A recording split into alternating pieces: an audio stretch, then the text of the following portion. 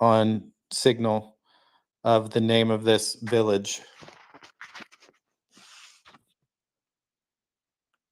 It's SCH. Счастливы. Yeah, we went there. I'm sorry, I don't know how to pronounce that, and I don't want to mispronounce it. It's something like smiling. It's the name of the village. It's not smiling. It's something happy. So we went to this village, and it was occupied by the Russians for months, and everyone who was there was told they couldn't leave and go to Kharkiv and go through the Green Corridor unless the men couldn't leave with the women and the children unless they handed over their keys and left all of their valuables in the driver's seat and parked their car at the checkpoint. They robbed these people of everything they could have. And when the Ukrainians took back this territory and forced the Russians to retreat, the Russians hadn't had a chance to gather up all the cars and steal them and drive them back into Russia yet with the keys and the identification of all these men who insisted on escorting their families. So the Russians just burned all the cars. Presumably these people's cell phones that they would use to let their kids do virtual school were probably sitting in the driver's seat of the car that's now burned in a field outside of town.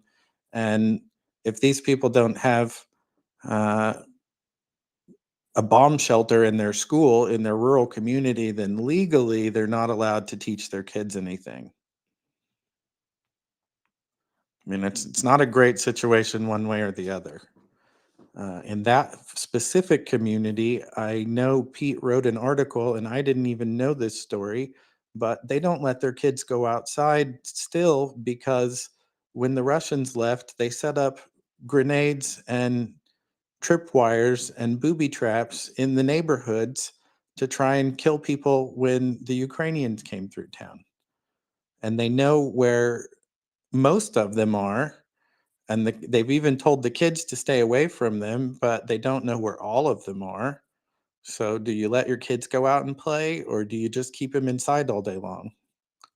And in that neighborhood or in that village, there's no cell phone tower out there, and the Vodafone or whoever LifeCell or whatever cell carrier that operates around Kharkiv isn't going to come put up a new cell tower out there anytime soon because there's more livestock than people right now. Which is the way that community operated beforehand, so it's not abnormal. Is that just what you're used to being from Oklahoma? Honestly, I was thinking that's how things operate in northern Oklahoma, halfway between where Paige and I live. I have family that lives in rural communities, much like these places in rural Ukraine.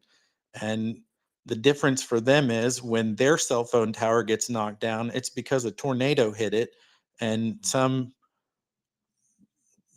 junk rural cell phone provider won't fix it. But in Ukraine, it's because the Russians tried to kill them all.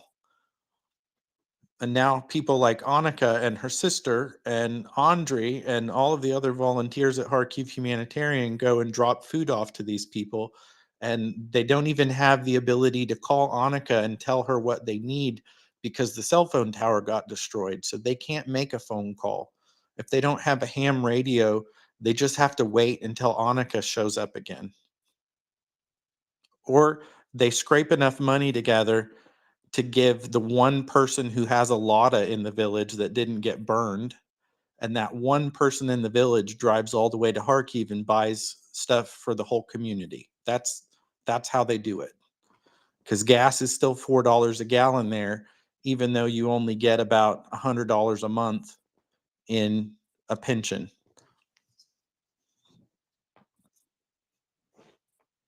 And about it, in the last week, we be in the, like I said, we be in the Lipsy, in the civilian army administration of Lipsy, and we give them the food box for the Strelecha, Pilne, Borisivka. It's a village, it's nearly to the Russian line. not 5 or 7 kilometers from the Russia, in the Russian line. It means that the garden start in Ukraine and end in Russia. And when these people want to eat something, they have one car to something like 2 or 3 villages, because another cars the Russian people take it. And they come to the Lipsy 1 or 2 times in the week. And if Lipsy have some humanitarian help, they give it to the volunteer in the Strelecha with this car. And in the Strelecha, Pыльna, Krasna, Mokhovetsy, Gleboko, it's the villages near to the Russia. They don't have the cellular phone. In Lipsy, they don't know if the car with the humanitarian help come to the Strelecha or don't come. Just in another week, when they come back with documents, and that means we give the food to this family and to this family and to this family, they know that them still alive. And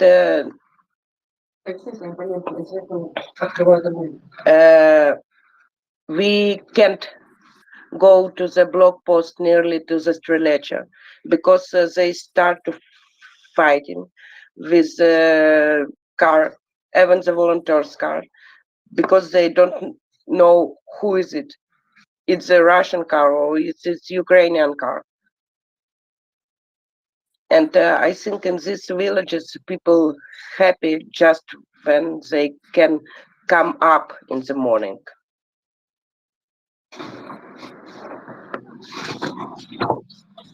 That's what life is like when you live 15 or 10 kilometers from the Russian border. It's not 5 or 7 kilometers, it's 0 kilometers. Thank you for correcting me. Mark, go ahead.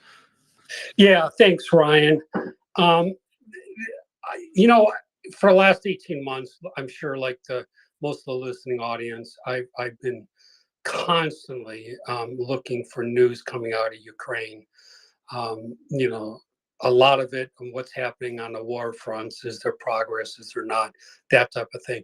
But I've also been craving to find out what life is on the ground for the civilian population near the war front. And I got to tell you, information in that respect has been lacking. I've just never really got an insight into that until today. So Annika, I hope I'm pronouncing your name okay. Thank you for coming and explaining what life is there on the ground. Thank you for what you're doing. I had no idea of the challenges of getting the children educated, everything involved with that. So I appreciate the insights. Like I say, I'm not being hyperbolic. I think this is the first time in 18 months after the searching that I feel like I've gained a great insight into exactly what the challenges are for Ukrainians and for people like yourself trying to help them. So I appreciate it. Thanks for coming up to the space.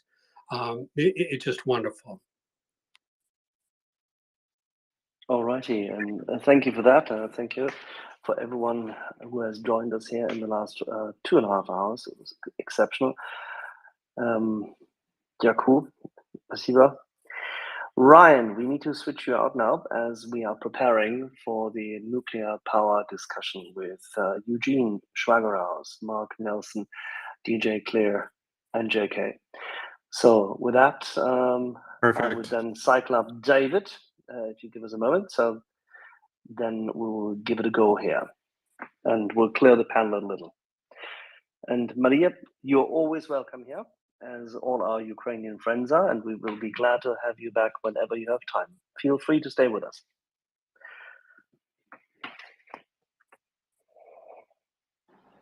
Thank you. You're most welcome. We are supporting Ukraine here, both in terms of information awareness and raising funding for humanitarian relief effort and supporting Ukrainian troops as well from here since February 23rd last year, and we will not stop. Thank you for joining us, Annika. And I will see you in a few weeks. See you. And if you're available in a couple of days around this same time, I should be on here again on Wednesday. So come talk to us. We'll let people know that you're available if you are. Okay. Okay. Okay. All righty. Gentle people, thank you very much. Welcome, David. Good evening. Good evening to you, Axel. How are you? Very well. I have been diving back into one of my favorite topics. Were you nuclear diving physics. down in the North Sea by any chance? No, unfortunately, not close enough to it. I could have gone to the Baltic Sea, and I'm not diving in any of the splash pools or the, say, cooling ponds, which we're going to be discussing in just about a few minutes when our colleagues will be joining us. David, if you want to give it a go, I will send the live invitations now to our boys so we can cycle them up. Wonderful. So whilst you're doing that, I can see people requesting already. This is We need to leave fantastic. we need to leave space for at least 4 additional people. So Well, okay, then we got one in, right? And we have a talkative one as well. It's a Tom Zimbardo. Welcome there, Tom. Hi, David. Hi, Axel. And it was great listening to the last segment with Ryan and the lady's name I can't pronounce properly, but that was really interesting. She's actually on through her sister's account. Her name is Annika, Anika. Yeah. And I said Maria because she was on her sister's account, and I only read it off the side. Yeah, her sister's name is Maria. I just had some problems with my account in the Twitter. I don't know why, but they blocked me, and I speak from account of my sister. Wonderful. They block everyone's accounts at some stage. It seems to be random or not random, as that case may be. It's good we got a count now. No, wonderful.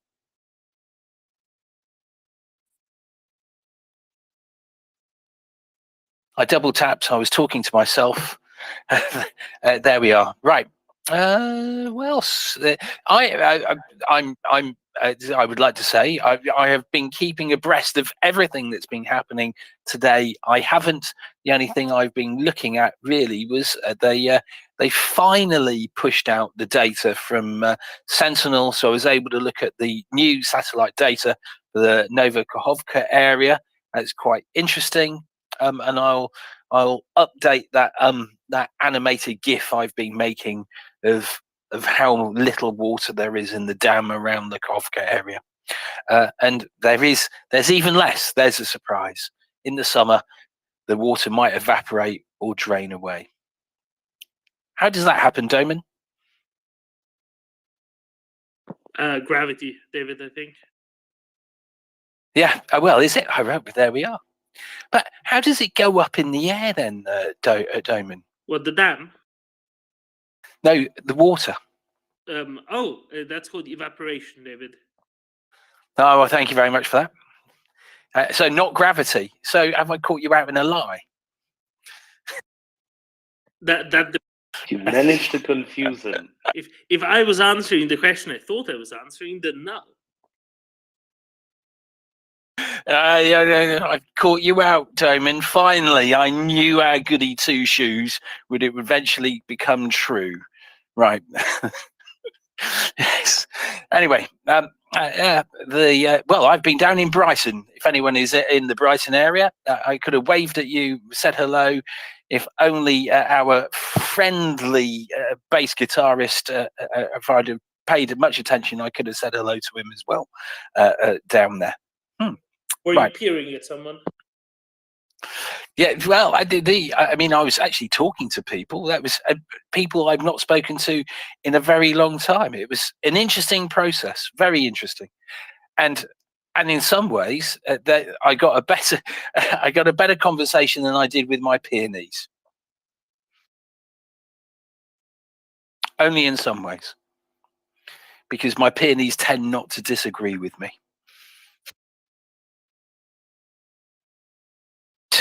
Anyway, so no doubt, Damien, you have spent a very long time on today. Do you want to give me a quick 2-minute summary of what I've missed? Oh my, David, I don't know what you've missed. Do you want to know what I think is going to be the longest term, most impactful thing from today? I can tell you that.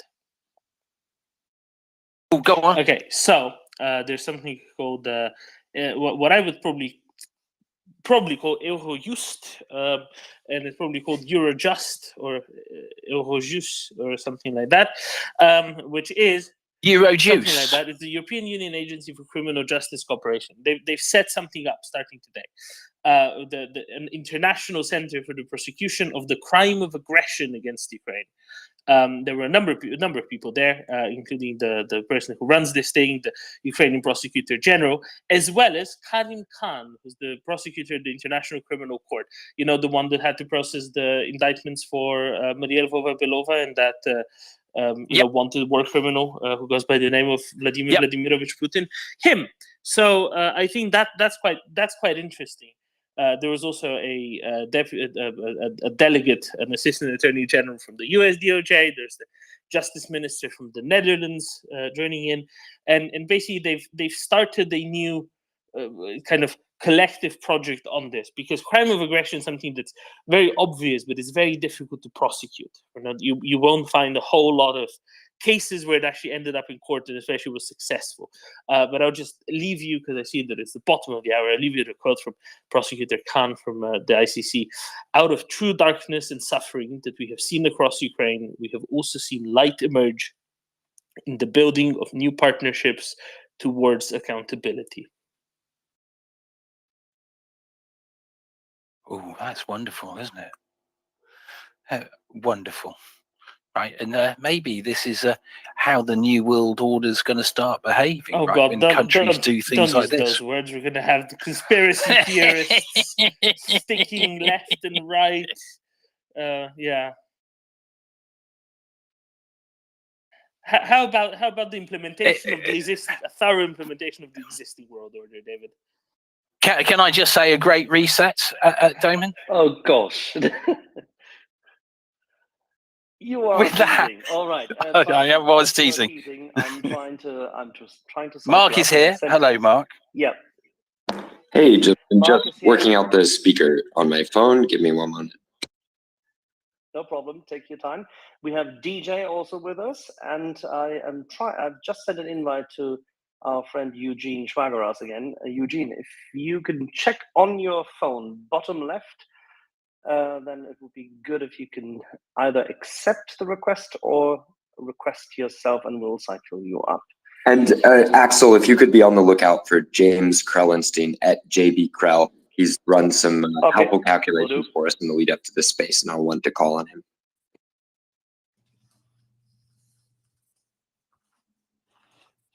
If JB can just send us a request, that will be probably easier, because we're going to have a lot of people joining in just about a minute. Oh, there he is. Now that was fast. So the only person who's missing is Eugene. Eugene, where are you? He is in the space as a listener.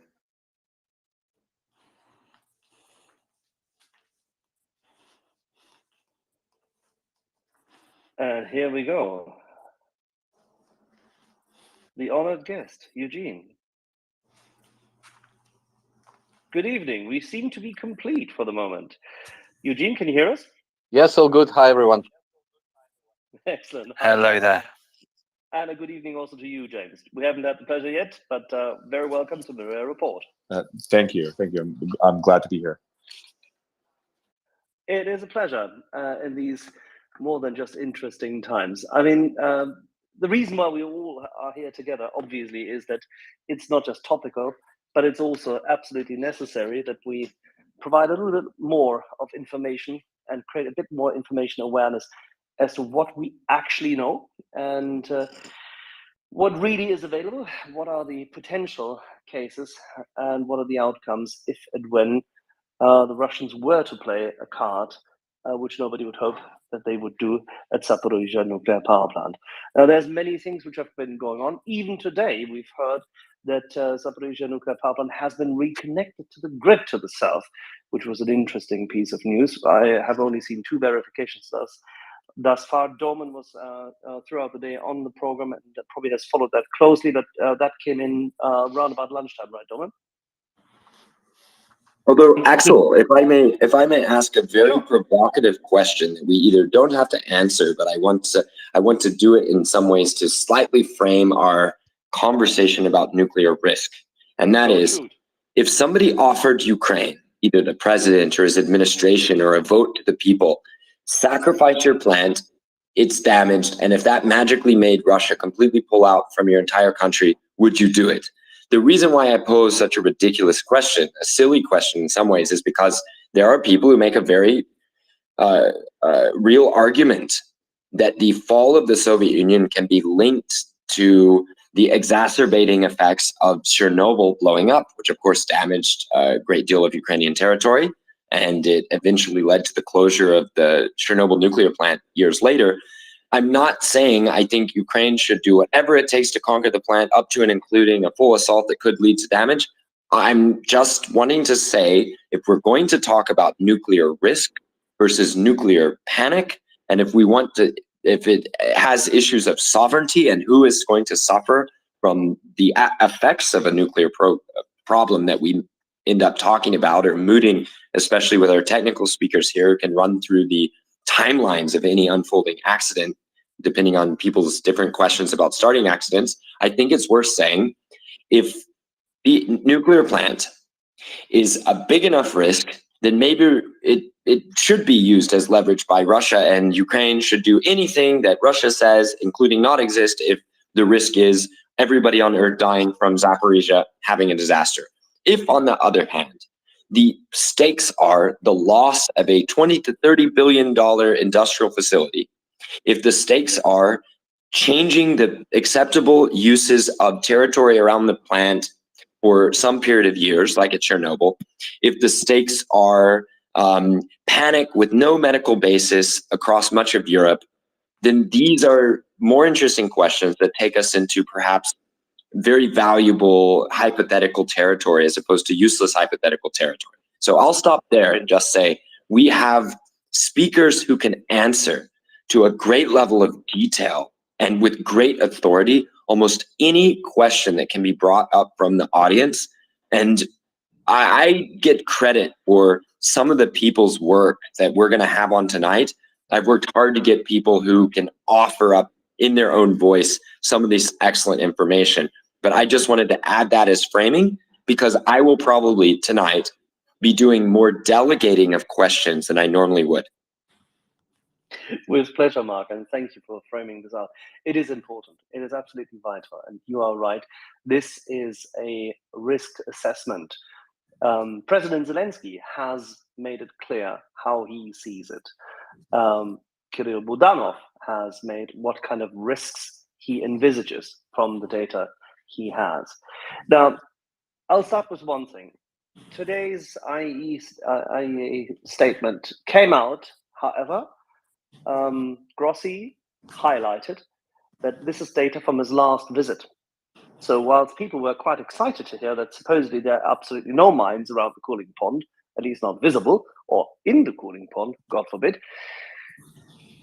we do not know whether there's any updated information.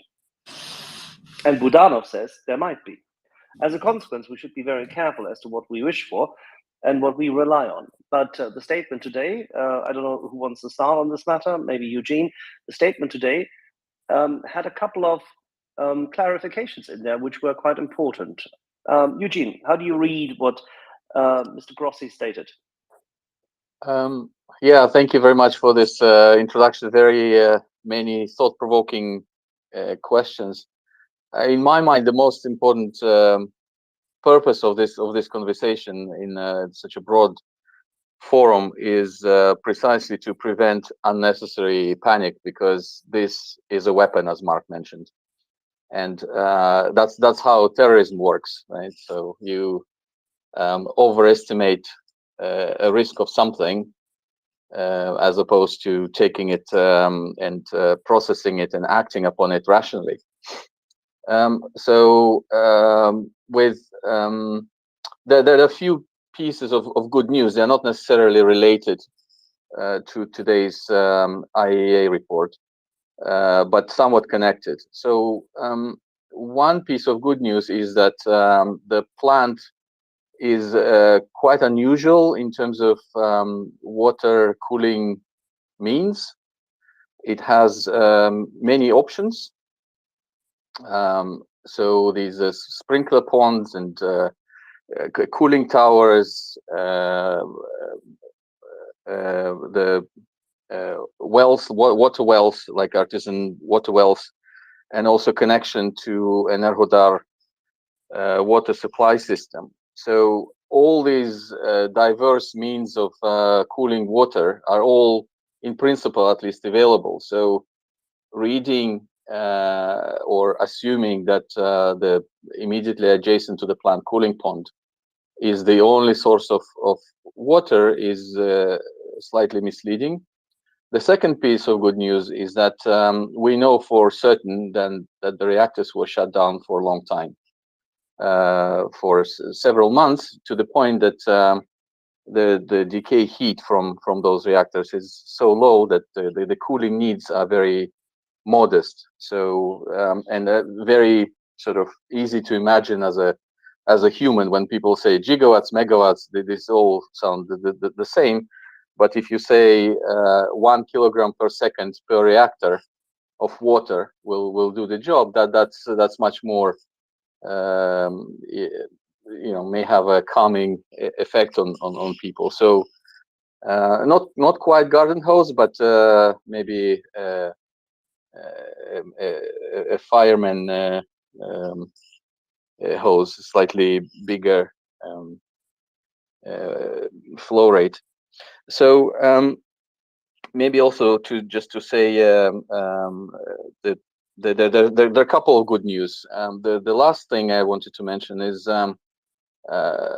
just the amount of stored energy or radioactive material that can potentially be dispersed. So the amount of it and biological significance of it, because of the reactors were shut down for such a long period of time. The most important, biologically important isotope, iodine, has already decayed, and all other isotopes, as radioactive as they are either not very mobile in the environment, they're not easily transportable long distances, or stay within human body such a short period of time that it doesn't matter, they come in and out. Or their biological significance of their sort of radioactive or the radiation damage to human body is negligible, or all three of those things. So all these sort of should contribute to measured response to any threats. Some mentioned that statements like there will be no or Europe will never be the same again, or comparing to other accidents, nuclear or not. So you have to be measured in our response. So as bad as it is, there is no reason for panic, and certainly the reconnection of the plant to the grid is a good news. Although I would say so to provide cooling water from the pond or other sources to the reactor cores, you need pumping power. So if you don't have pumping power, you're back to square one. And luckily, again, in this particular power plant, as in many other power plants, or in all of them, there are many alternatives to provide this pumping power. And most straightforward one is just electricity from the grid. So the pumping power requirements are small, and there's a diversity of pumping power options that can do the job. because it's such a modest requirement, sort of almost mobile, sort of handheld pumps with which people typically address various flooding situations, would be not unimaginable, or would do the job decently. So I'll stop here, and we'll be happy to answer other questions. But this is my pitch in technical sort of terms. Thank you for the start. I think it's also important, as you just highlighted, that essentially the pumping power requirements are very small and literally easy to satisfy compared to what people have been reading in various articles. People have been highlighting, oh, the primary water has 5 megawatts per pump, 20 megawatts have to be invested for water. Yes, but it has no bearing on the current situation. Yeah, so these numbers are true if you talk about operating reactors at full power. Exactly. with many times more power to move around. So that does need to 20 or 5 megawatts per pump, but we are talking relatively small pumping power needs. We've received a lot of questions, Eugene, in regard to the situation about Unit 5, the unit which had been brought back in order to make sure that the other units, one of which had been shelled, could be taken off. It was a rumor that everything was in cold shutdown. Then the confirmation came back in from one of the IAEA reports that essentially it is still in a hot shutdown. Could you, for the audience, just explain very briefly, as you did in one of your lectures recently, also the differentiation between hot and cold shutdown and what it means for that Unit 5 at the moment? Okay, good question. First of all, the key word is shutdown. So shutdown means there is no chain reaction happening. So all fission reactions that create radioactive material, the fresh one, has long been stopped. So for many months, the chain reaction was shut down. So the existing fission products that were already created before that shutdown continue to decay, and each decay has associated energy release, and that energy release cumulatively from all the fission products that were created keep the fuel hot, which allows essentially keeping the reactor in the hot state, but only partially so. So the difference between hot and cold shutdown is the condition, or sort of operating condition, of the primary coolant system. So the water that circulates and picks up the heat from the core is being moved around by pumps. These pumps are big, they do consume a lot of power, and all that power is dissipated through essentially friction within the water itself. So the water heats up, as so strange as it sounds. We're heating water by pumping it around. So all these let's say 4 pumps, 5 megawatts each, 20 megawatts of power that is needed to circulate water in the reactor, just to overcome all the flow resistances around the circuit. So all that power is manifests itself as heat. So it essentially heats up the water. So in cold shutdown, chain reaction is stopped, as we said, but the system is depressurized, so it cannot be kept at operating conditions, which would high temperature and high pressure required to keep water at high temperature without boiling. So how high the temperature and pressure, that's a good question. Usually you would use hot shutdown state if the reactor is shut down only temporarily to fix some minor problems, or as a result of lack of demand from the electricity grid, and then you're planning to turn it on again within a few hours or so. So in that case, it does make sense to cool everything down and depressurize the primary circuit. So you would keep circulating the water and keep the reactor warm in anticipation of restarting the chain reaction. So again, for sort of safety significance, it makes practically no difference whether it's a hot shutdown or cold shutdown. But for operational sort of readiness to restart the chain reaction, you obviously want to, the nuclear heat can be turned on only when the reactor is ready to sort of move on and start the power ramping towards its sort of nominal power conditions. So it is essentially a risk and operational assessment as to whether Unit 5 should be led into cold shutdown state. And the IAEA actually, in its statement yesterday, made an interesting remark. I quote, "The experts have also been informed that the plant, now it comes, is still assessing," meaning the people who currently in occupation command the plant, with some of the staff who they forced to be there, plus some of the Russian experts who've been brought in from Rosatom, many of whom have left last week. But let's continue. Is still assessing the need for steam to determine what type of external steam generator could be installed and possibly allow the cold shutdown of Unit 5. Why would they not know that? I don't know, to be honest. It's very mysterious to me. I don't know for sure what are the uses of this steam. Russian reactors may have some offtake of that steam for like a portable or a small steam-driven pumping requirements, like BWR reactors. Some of the BWR designs have this as a safety feature in situations where you have station blackout, so disconnection between the power plant and the grid. To compensate for that, you may use diesel generator powered motors or motor pumps, or in some cases you would use a small turbines which will divert some of the steam being generated and drive or sort of satisfy the mechanical pumping requirements using that. I just don't know enough about that particular plant and that design, whether they use something like that or not.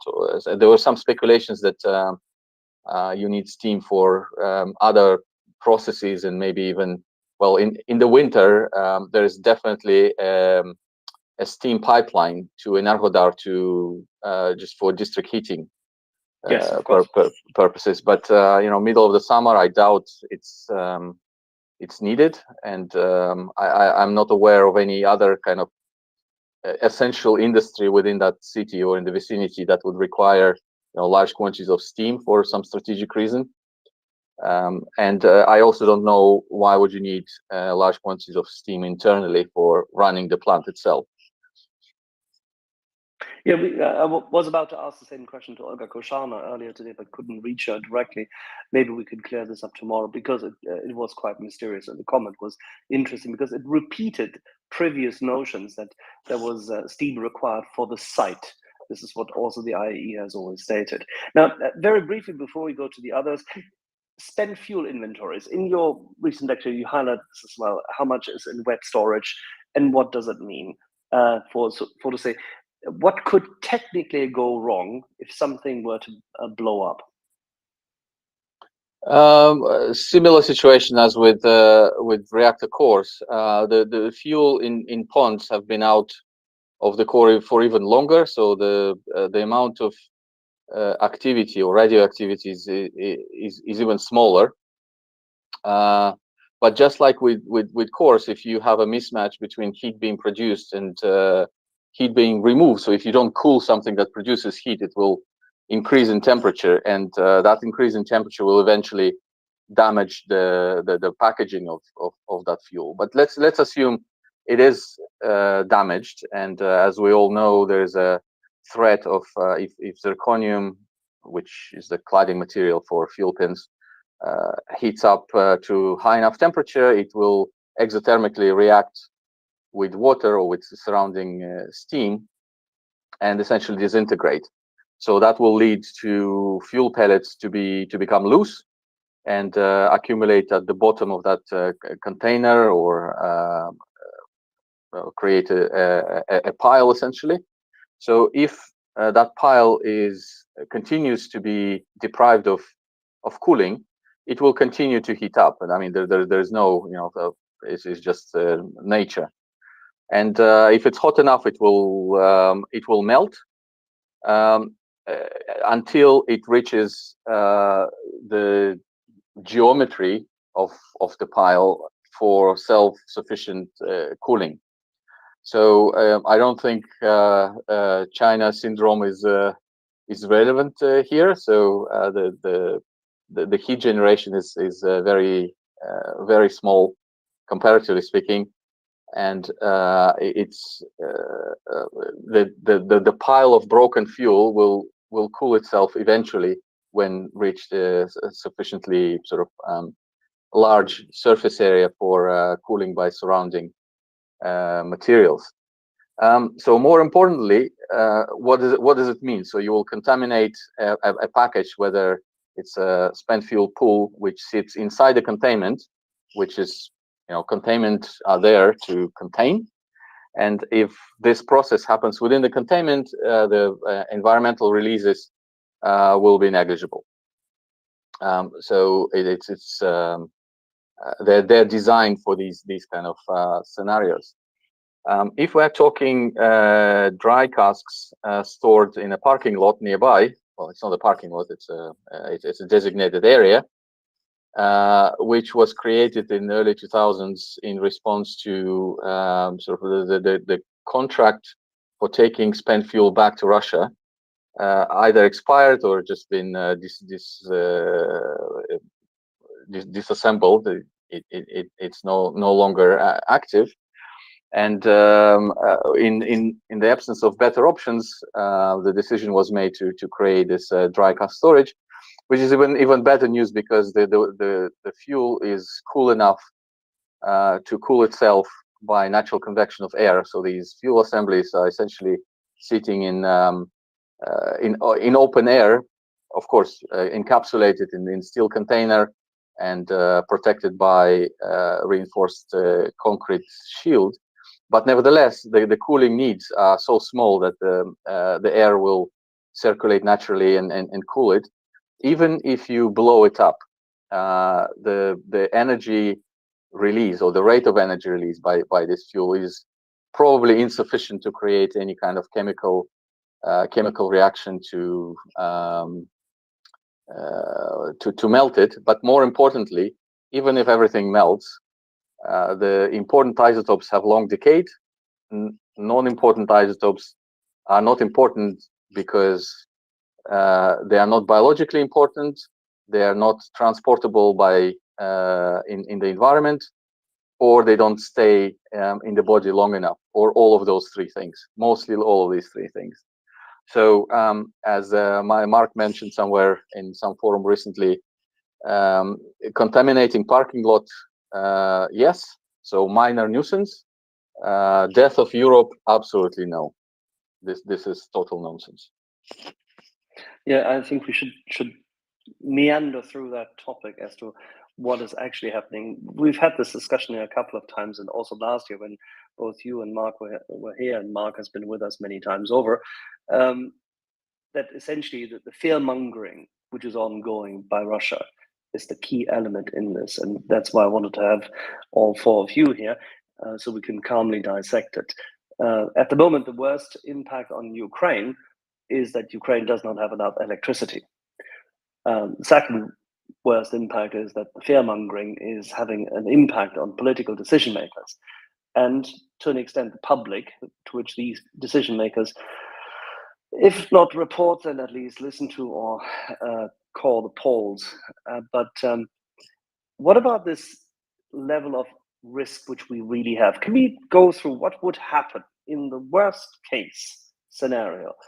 The Russians were to make what was described as a sustained intentional effort, and were to make sure, let's say, they would go even as far as to find a way to penetrate a reactor, the containment area.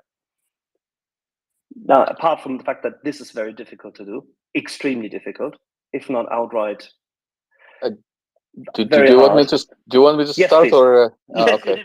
if you so like. No, I don't mind. Go I for just don't want to take the stage from other No, but panelists if you give it a because start they. on the reactor and what they would need to do for that, then we can go maybe to DJ and to James to cycle through what happens with radiation. But please. Even I'm- better, wait, Axel and Eugene, just one moment. I think I would like to just provide my own little, very short introduction to the three other panelists. People know me, I've been on the space a lot. But Eugene, you have a criminally low number of followers considering who you are. And people also don't necessarily know James and DJ yet. So just wanted to say, for those following me who have benefited from my material on this concept, although I do tell a good story, and I did survive the nuclear engineering program that Eugene took over and expanded at Cambridge University, I wanted to make that introduction. So Dr. Eugene Schwagerhaus, is got his PhD in nuclear engineering from MIT and is now at Cambridge University. Whenever I travel through on business, I make it a point to come and gossip and find out the latest from him. He has many successful master's and PhD students under him and who have graduated past him, and has a growing tree of such people around the world. And it's great to see his lab succeeding when I go and visit. He's also advising several nuclear companies, and important for this, he does speak and read Russian. Okay, I'm seeing a note from Axel that he has made introductions, but for those joining But the not just now. Mark, I was sorry, apologies for just saying this. I made the introductions with our colleagues over the past 2 days, highlighting to the whole Maria universe that you would be coming. And I'm very glad that DJ has joined and James is here as well. I was about to give the floor to people right after, but it's okay. Carry on, please. Okay, thank you. Tell us more about the voice. Yep, so I think we've covered Dr. Schwagerhaus there. DJ is a radiation health protection specialist as a profession, so almost exactly the person we'd want to talk to in this case. The only problem is, because he is such a professional, you sometimes have to poke him over and over to respond to the most outlandish questions, because he's so careful and so professional in how he addresses doses, dose rates, and detection issues. James Krellenstein is a relatively new name to many people in nuclear, but he's brilliant and he'll be here for a long time.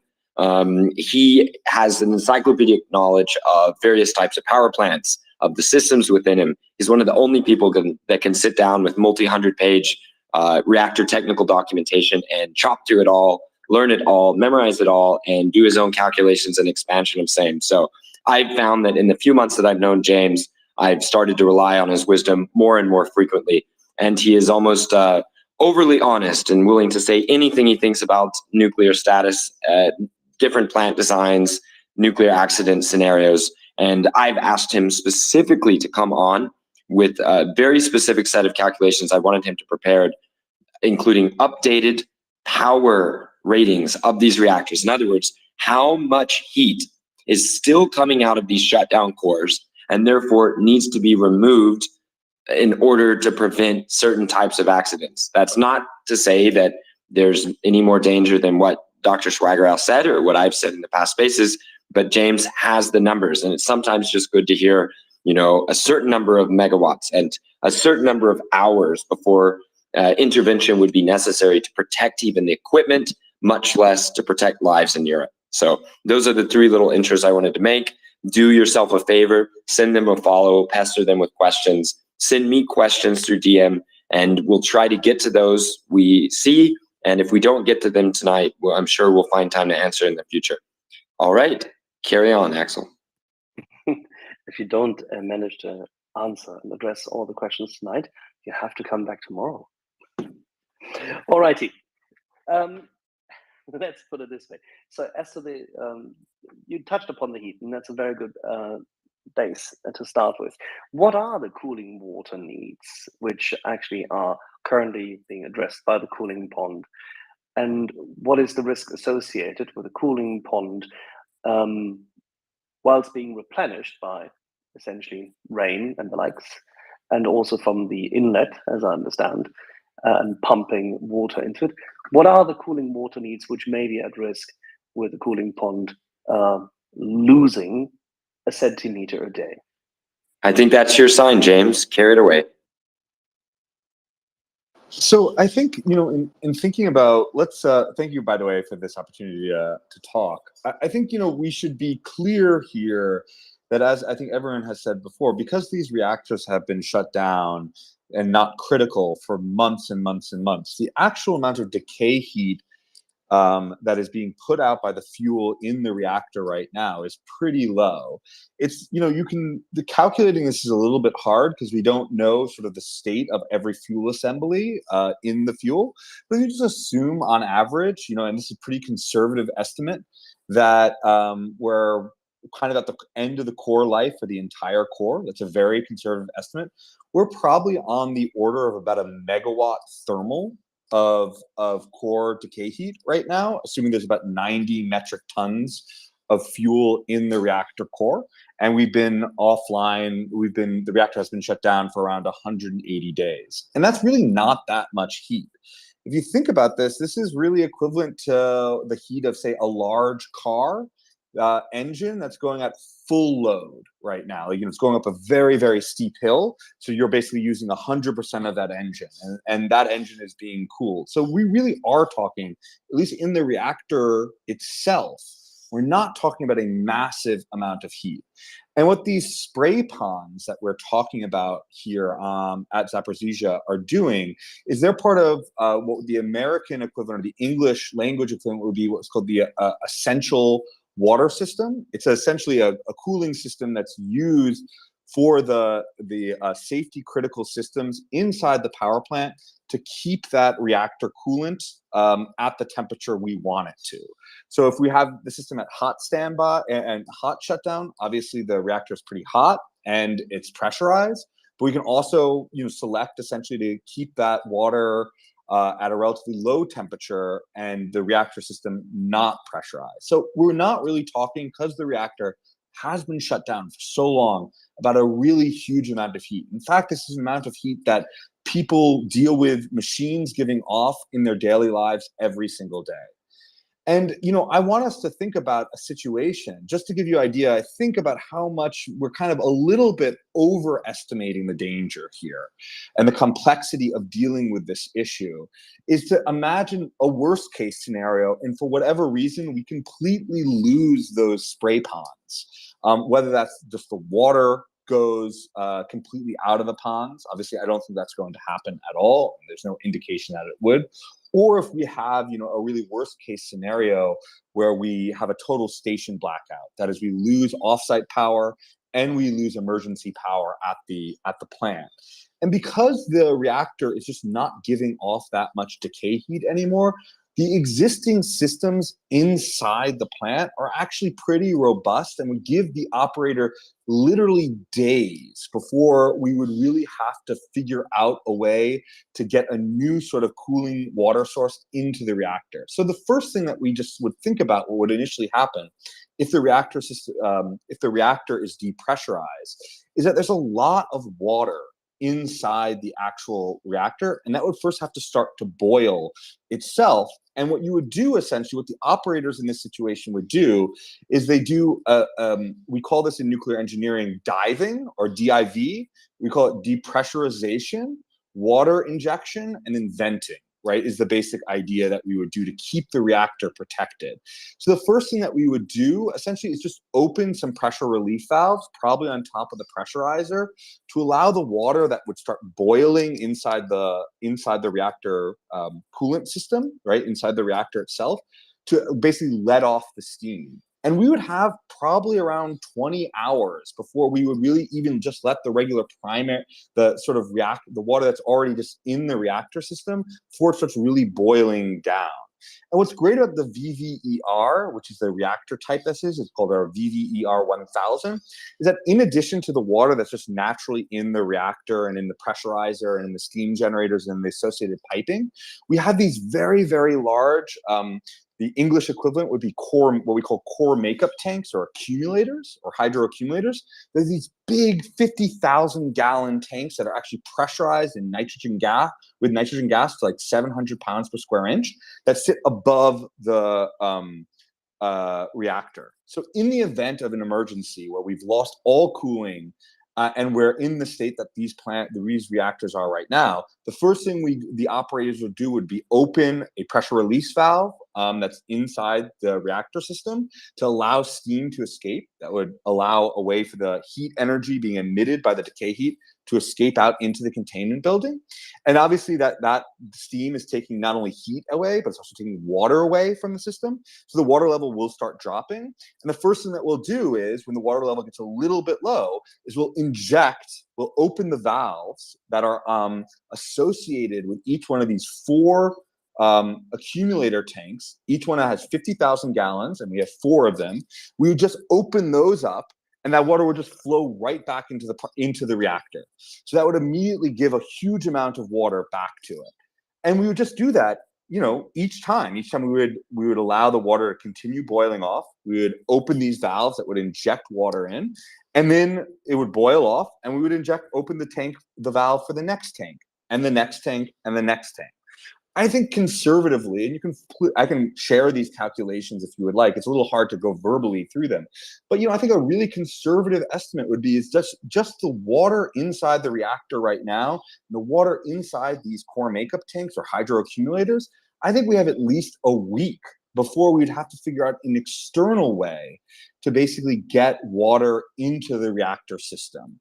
So that really gives us a huge margin. And because the core is not damaged in any way, the steam that's being released is not really radioactive at all.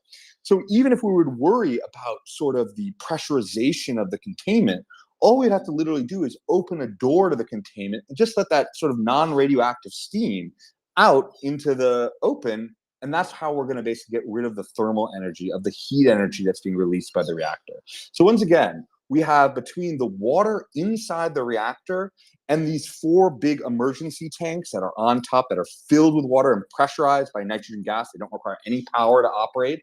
Just between that, we have a week before we really need to figure out another way to get water into the core.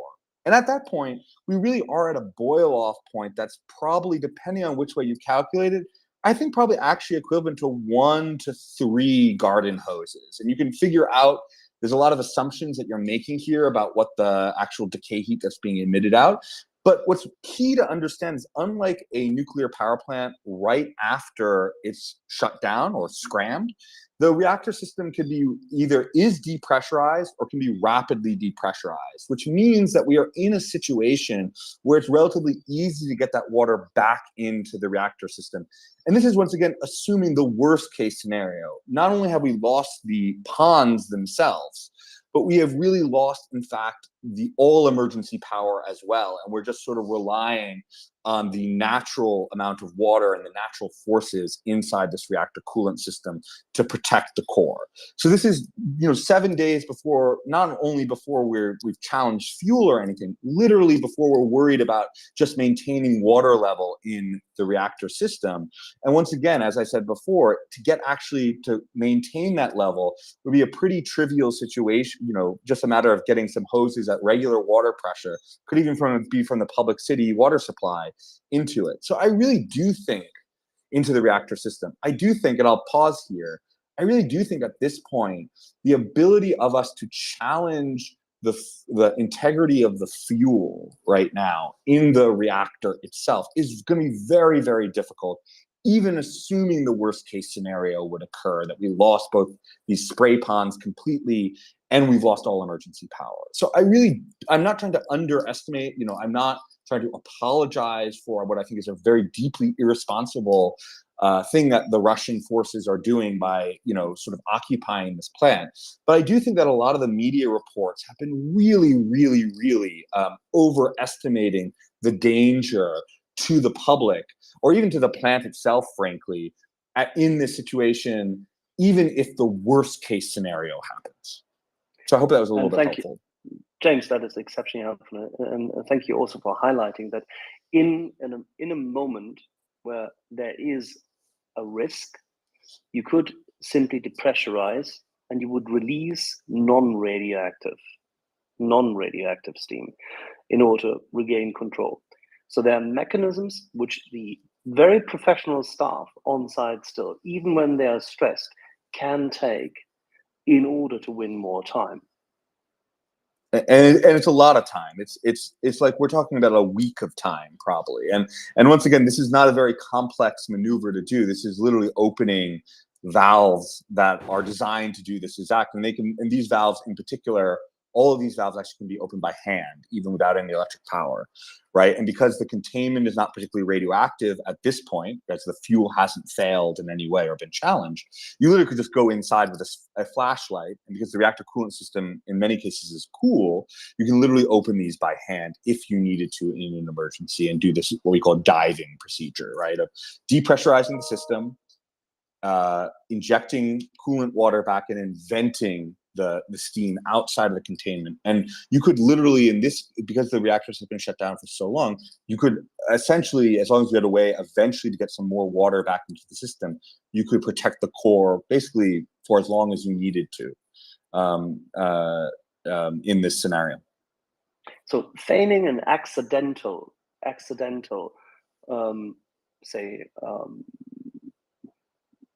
risk event doesn't really help the Russians for their narrative if one debunks all those items. They would have to do significantly more, correct?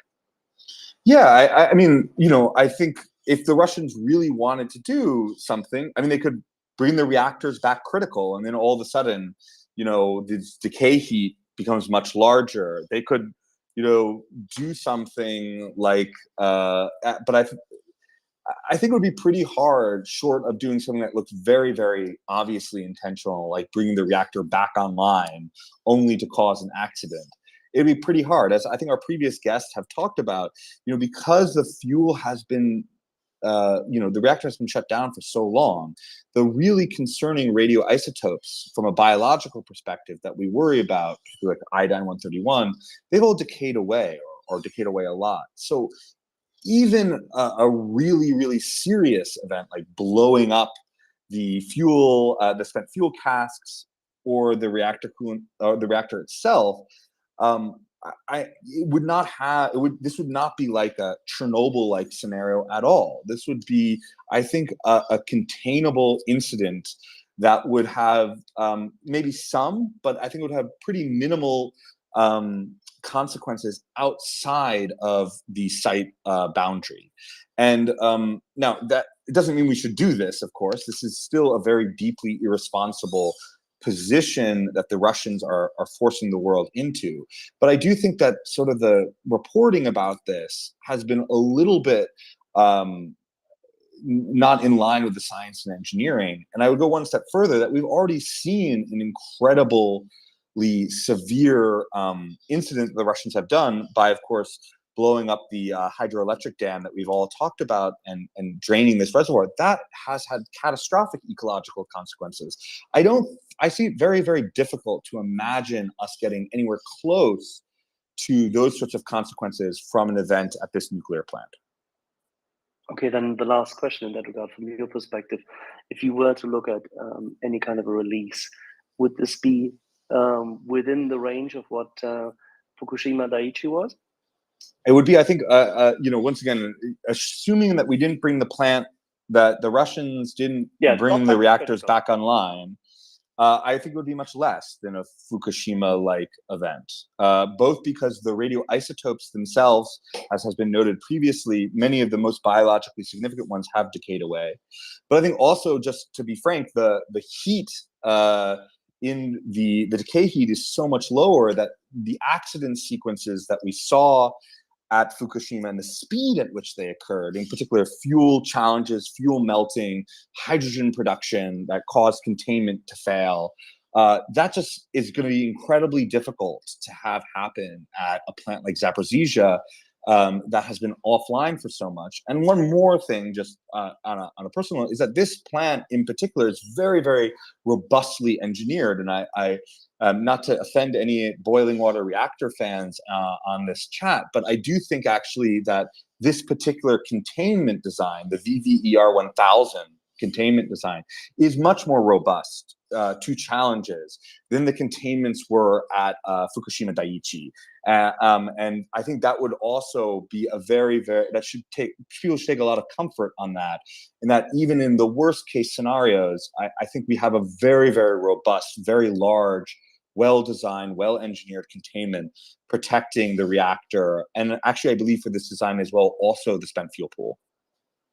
Yeah, it's a very good point. By the way, you will find probably more people advocating and who are fanboys of thorium reactors here on this panel. But still, having said this, James, this brings us to one good point, and I think I would pass it over to DJ in that regard. That the reporting, yet again today, Washington Post comes out and describes the people, or actually it was yesterday, sorry, but the article you've seen describes the people who might be impacted. They live nearby. Well, they don't necessarily live nearby. They interview people amongst those, yes, some close in Nikopol, sure, on the other side of the Dnieper River basin, currently exposed because dried out to a large extent. But they also went to talk to people close to Chernobyl. Yes, they did a bit of a balanced review, but still, they were talking about people all over Ukraine now rushing to make sure that they have access to shelters, which they had to do anyway because they are being shelled on a regular basis. So they do need them anyway. But for to say a rush for iodine tablets, this craze has gone off all over Central Eastern Europe because the media has gone with it. What would be the radiation impact, if any, DJ? Thank you so much. This perfect place for me to step in here. And I'm really happy to have these other gentlemen on here who have a very strong nuclear background, so I don't have to reach back into my undergrad. I'm just now leaving 6 years. I just left 6 years of time with the state of Wisconsin doing reactor plant accident response and preparedness. So my job has been to basically, what the people have been describing that have been on so far is what's called defense in depth, right? You have layer upon layer to prevent an accident scenario from happening. My job has been answering those what ifs. What if it goes beyond all of those defenses in depth? And I had been that last layer of defense, right? The emergency response. And that's what I have been doing for the last 6 years. I've moved on to a place out in the commercial world, not with nuclear power, but with radiopharmaceuticals. But I am thankful for those folks who are doing that defense in depth. But let's, I guess, talk about, what would happen in some of those worst case scenarios. I think a good thing to talk about, first off, exactly what you just mentioned there, people rushing to get iodine tablets. Please don't. Those will do absolutely nothing. I think a lot of people are like, well, it couldn't hurt, right? Well, it could, right? You shouldn't be taking something medically when you're not being told to by professionals. And as Eugene and James have already mentioned, the radioiodine has all decayed away quite a long time ago. And that is no longer a concern. And I think that kind of brings me to Chernobyl, right? And you've talked about some of the interviews with people around Chernobyl, and there's still people talking about, oh, having their iodine ready to take just in case. It's like, that was even longer ago shut down, or it's even less, or even more so not helpful. But it's a good thing to think about with Chernobyl. I think a lot of people think of that as being kind of like that worst case scenario, even though I think in the early days of the takeover, the plant, people were talking about 10 times Chernobyl, which has never ever been a reality. In the Chernobyl accident, the thing that caused the biggest trouble off-site, besides the firefighters that were battling this reactor that all of a sudden was basically like a Mack truck going from 90 miles per hour to 0 miles per hour, right? Because it just all this operating reactor blowing up. Besides that, the on-site, the off-site, the biggest risk to the population was radioiodine. And the health effects that we know from radioiodine to the populations it's something that we have been able to measure over the years since the Chernobyl accident has happened. And that's it. It's the radioiodine is the isotope that caused any of the measurable health effects that we knew from radiation. That might surprise people a little bit. And they were able to measure basically in the populations of Ukraine and Belarus that there was an excess of about 6,000 thyroid cancers, which any cancer, not a good thing, right? But if you want to get a cancer, thyroid cancer would be the one you'd want to get because it is highly treatable. So thankfully, there have been very few deaths from that thyroid cancer that was measurable. And so far, the last report that I have seen that have actually given any numbers to this was back in 2017 from the United Nations Scientific Committee on the Effects of Atomic Radiation, or UNSCEAR, resulted in about 15 excess deaths to the local populations in the area due to radioiodine. And I think that right there will definitely surprise people that it's only been that few of people that who have passed away due to Chernobyl, such a huge.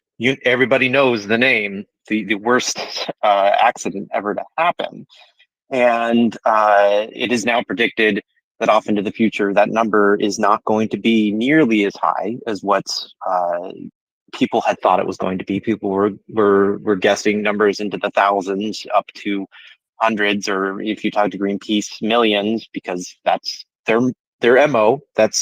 I understand why they're pushing those numbers, even though they're not supported by reality. And I mention all this just to say that again, this was all due to the radioiodine, because radioiodine, it is basically chemically, it's the same thing as iodine.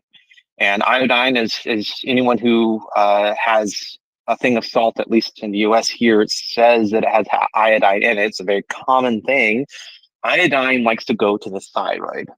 And so radioiodine, it also will go to the thyroid because chemically it's the same thing. Your thyroid loves to soak up that iodine. And the populations around Chernobyl, they were not warned to not drink the milk.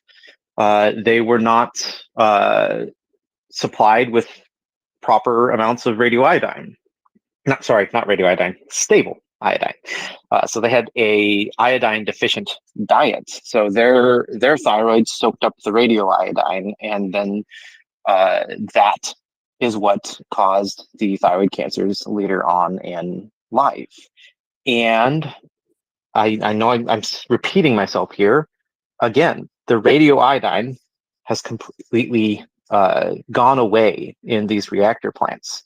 So I have done some of the models myself. I still have the software, even though I no longer work there. I still have some of the software. I can still play around with some of these scenarios, and everything that I have done when it comes to worst case scenarios supports what Eugene and James have said when it comes to what would happen if they lost cooling to, say, the spent fuel pools, which spent fuel pools, as well as the stuff in the reactor. If you lost coolant to it, all the things that Eugene said are accurate. The off case, the doses to the populations in the area are not enough to cause any effects to the populations, health effects that we could measure. Even in long-term studies of the people, you would not be able to measure the health effects. But I do want to mention this. I feel like people listening in on this, they might be thinking like, oh, you're downplaying this. And I think it is important to make sure that we are addressing people's concerns with that, because when people hear nuclear, people hear radiation, their anxiety is really high. If there's anything that I learned in the last 6 years about preparing for nuclear plants and accidents from nuclear plants, it was the thing that's going to cause the most harm is the anxiety around these sort of situations. And I want to say that it is completely understandable to have such anxieties around such a thing, just because in our society we have played up the risks around radiation and the word nuclear. And which is, again, understandable because we had things like nuclear bombs, which are like the worst things. And so if you have a thing called a nuclear plant, people associate the two with each other, even though they are very different. So I just wanted to take a little bit of time there and address people's concerns and saying, yes, I hear you, and that's completely understandable that you have these concerns. Thank you for doing so, DJ. That was very helpful. And by the way, can we just highlight one thing, which I know that Eugene has been talking about it recently, more often than not, is that even if a case were there, that the containment area were to be breached and cesium-137 were to escape to an extent, that would have low biological significance. Can you both just highlight as to what would happen in such a strange incident, which would require a massive amount of explosion, and for any such leak to actually start? I mean, then we can come to reactor structure, structural design and the likes, if you like. But please. Should I start? Yes. Please. Maybe it's not such a good idea after all, because I'm by no means an expert in radiobiology, but I do follow the subject very closely, and it's sort of this dissonance or measured risks and perceived risks being so substantially different, in particular in case of nuclear, bothers me a lot, because after all it leads to misallocation of scarce societal resources to things that are not important. So things that resources that could be directed to better things like schools and roads. So cesium is a very interesting case, and just like iodine, it's volatile. So when it's hot, it flies away. So first prerequisite of danger is for radionuclide to be mobile in the environment, and cesium is mobile in the environment. The second one is it enters food chain. So cesium does go into grass, cows eat it, it goes into milk, children drink it. So it does have an entry point into biological systems, into with environmental kind of significance. So we were all expecting a strong signal, just like with iodine. We measured certain number of cancers that can be thyroid cancers that could be attributed to the uptake of iodine-131, and we were looking very, very seriously. So Chernobyl was a long time ago. We were looking seriously at the effects of cesium. We were looking for signal, and there is no signal. So there are several reasons for that, or people at least hypothesize why there is no signal. First of all, cesium is much less radioactive than iodine. Iodine decays, or half of the atoms decay in a week. For cesium-137, half of the atoms decay in 30 years. So this is very substantial, many orders of magnitude different. So there is the amount of the rate of disintegration per gram of cesium is much, much lower.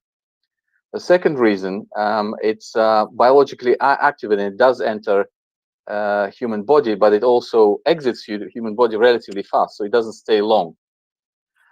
So just like the concept of physical half-life, where you're looking at a pile of atoms and count the time until half of them on average will decay, you can also count the number of atoms that stay in human body and deduce from that how long on average a certain element, in our case cesium, would stay in the body. And this is not much. So iodine tends to accumulate in thyroid gland, but cesium doesn't.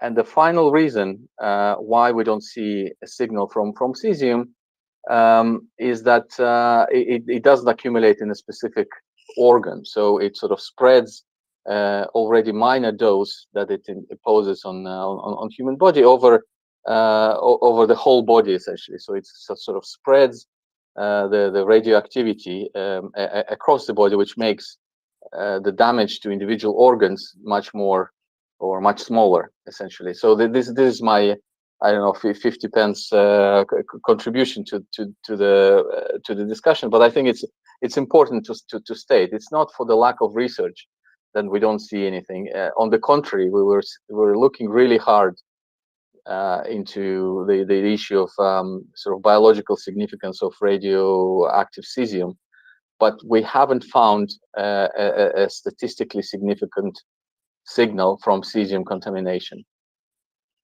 That's a very good point, Eugene. And by the way, before we go to James on that matter for a follow, one of our moderators and co-host, Dave, is actually an expert in that field in radiobiology. Dave, you wanted to tie in with this? Yes, and Eugene basically said what I was going to say. Bringing up, cesium-137 is the one. That's the one radioisotope I would be concerned about if I was concerned about any of them. Maybe cobalt-60 also. Both of those are biologically active molecule or metals that are used in your body. They catalyze several different reactions that are very important, and so. But as was pointed out, because they don't collect in one specific organ, the overall danger is low.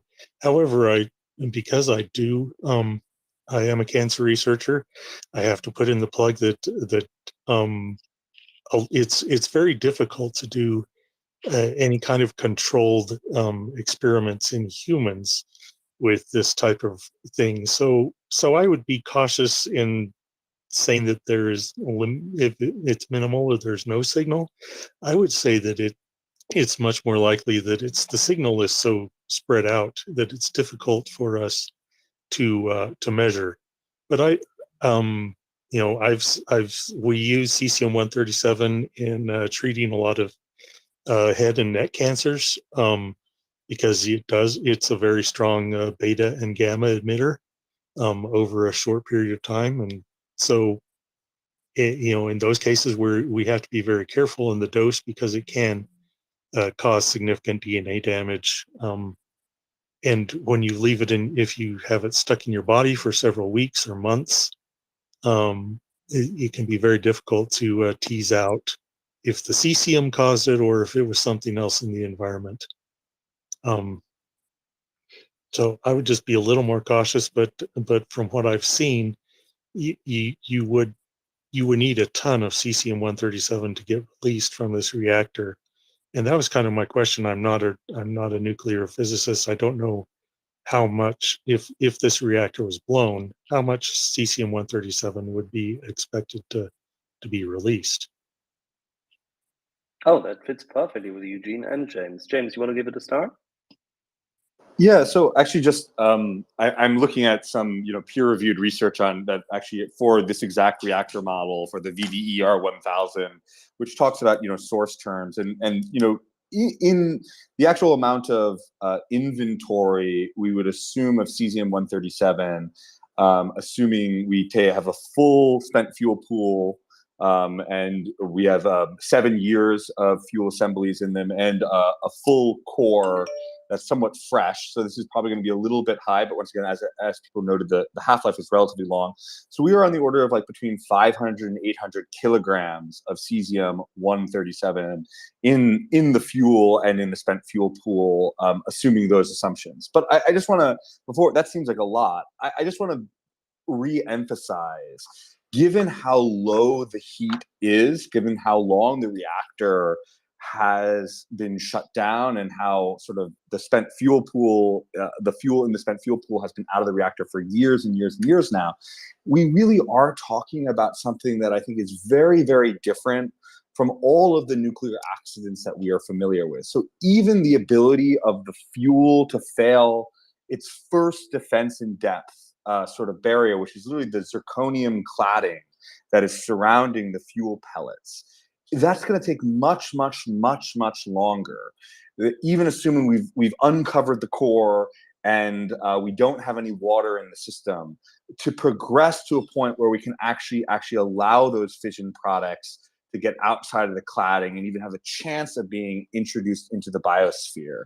And I also just want to make, one of the good things, and I'm loath to praise a Russian design given the context of this, but one of the interesting and helpful features that we have here is that the spent fuel pool and the reactor are both inside the containment building in this plant design, which is actually not, it's actually, most Western designs have the spent fuel pool outside of the containment, which means that even if we got into this incredibly horrible scenario, which would take, I think, weeks, to be honest, given how cool the fuel is and how long it's been out of the reactor, it'd be very hard, even if we failed fuel in either one of these places, for that cesium to escape first the cladding and then go actually escape the containment building. So I'm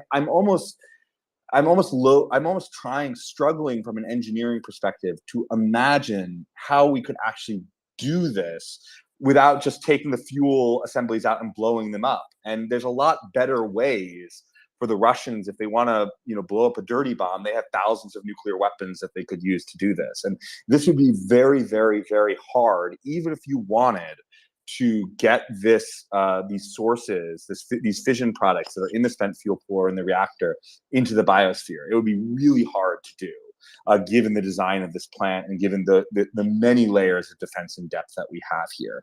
So I can jump this paper in the chat or in the tweet it out. You can put it in the nest if you like. Yeah, if you know how to sure. do this, please put it up there. Sure, but I just want to emphasize that I really do think this is, we're talking about such hypotheticals of hypotheticals here that it's actually pretty difficult from an engineering perspective, I imagine, to actually get us into this scenario, even if we tried our damnedest. That's an interesting point, and it fits with a number of pieces of analysis which we've heard, and I've discussed it also here with our colleagues as well as on site here in Tallinn with a number of members of various NATO forces, that their risk assessment is the same, that if the Russians really wish to do something, they would have to take a tactical nuclear weapon to then deal with the containment area, because the turbine hall doesn't really offer, exactly because of that integration of the spent fuel pond into the containment area. The turbine hall doesn't really give them anything. They would have to do something rather serious. At this point, I would like you to give me the opportunity to introduce you to three of our regular or co-hosts and partners here at MriyaReport, and they have a couple of questions. I'd like to insert this and then we come back because there's lots and lots to talk about. So I would go to Doman, then to Bloke, and then to Tom, if that's okay with you. Doman. Thank you, Axel, and thank you everyone for joining us. It's really great to have all of you here today. There was a lot of talk of accident and how it can be mitigated and so on, and I understand, because that's the normal procedure by which you analyze things, because normally you don't assume not just incompetence but exceedingly high levels of malice to go with it, right? But what we've seen from the Russians time and time again, most recently with the dam, is that these very high levels of malice are very much present, and therefore I think maybe we should look at everything that way. So in those terms, what is the worst they can do? What can they do? Maybe even more so than things that have this environmental human impact immediately, what can they do from an economic perspective? They've been engaging in very much a scorched earth policy on top of the attempted and now clearly failed conquest, even in their eyes, and genocide. The destruction of the dam is something that's going to cost a lot to put back. Mark earlier indicated the economical value of the power plant. So what can they do? And if you put yourselves into their shoes and put malice up to 11, what are they actually able to do? Also, especially if there aren't people around, if they remove everyone from the site, which they're not exactly unlikely to do in the first place. Forget deniability. Just let's talk malice. Well, one of the things they can do without damaging the plant at all and still keeping their international trust and contacts that they still do have around the world. Rosatom is still building major nuclear plants that are crucial to the energy programs of developing countries. One thing they can do is just not respond to rumors, or maybe cause a little something that just helps keep economic powerhouses in Europe from restarting their reactors, like Germany. That would really help boost sales of their liquefied natural gas and help keep Europe just a little weaker and easier to manipulate. No, but in the plant. I know, I'm sorry. I almost intentionally misinterpreted the question, because that is something that we're seeing happen already. The plant having any presence in the news being used as an excuse not to restore nuclear plants in Europe. But now I will go to the other three for what they could do in the plant. You know, I think it's a really, this is a really, as I was saying before, this is really actually hard to even engineer a way to actually make this into an accident as a severe, you know, even if you wanted to try. Not an accident. Not an accident. I'm sorry, not an accident. Not deniable. No, sure. A malicious attack. This is a very robustly defended and shielded product. But if I was trying to do this, and you know, the first thing I would do is I would turn the reactors back on for a couple of days, rebuild those iodine products, get the fuel decay heat high, and probably have to do it a little longer than a couple of days, to be honest. And then I would basically get us into a scenario where I challenge the ability for the system to cool and challenge containment integrity and cause a classical loss of coolant accident or a meltdown. But once again, that would be very, very obvious. It would take days and days and days. You have to return the reactors back on. It's not likely that's actually really technically doable at this point, just because we've lost the primary heat sink for the plant in the terms of this reservoir, not the safety heat sinks, but the heat sinks that we need to have the plant when it's operating.